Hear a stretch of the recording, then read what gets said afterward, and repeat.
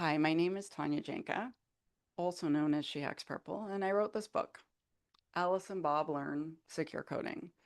And I wanted to make short little lessons for you where you could learn various things without them being too long.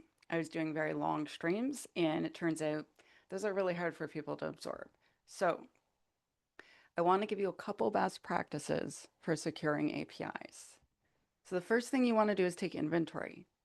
You need a complete list of all of your software and especially your custom APIs if you're going to be able to secure them. If you don't know where they are, you can't keep them safe.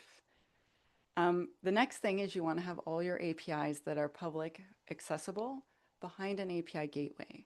You want to turn on every single type of rate limiting that you possibly can. So like resource quotas, throttling, any sort of limit that you can to protect it against bots. You want to turn on authentication, authorization, and if it has it, you want to turn on input validation.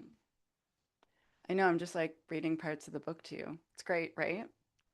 Um, you are going to need many layers of authorization. That's access control.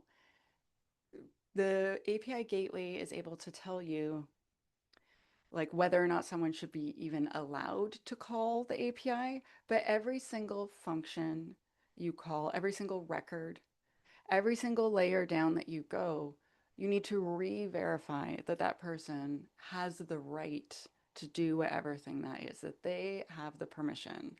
And so that is a thing that we get wrong very often in APIs that I'd like you to pay close attention to. Um, and you want to encrypt everything in transit, obviously.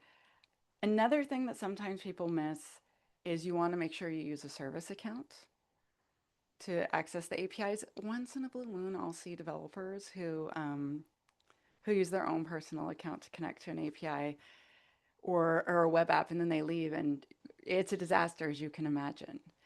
And one more thing I want to tell you, because I want to keep this lesson really short, and I'm just giving you a couple of things. I'm not telling you the entire section of the chapter.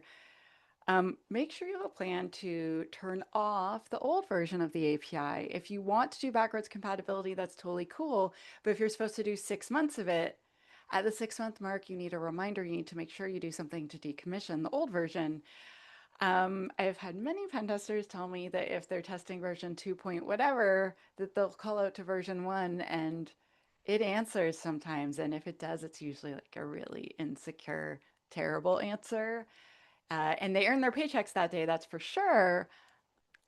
But I think that we want to make sure we're not that person. And so, with that, I am Tanya Jenka. This is my book, Alice and Bob Learn Secure Coding. It's available from Amazon and all the places where you buy textbooks. And I hope that you found these best practices helpful.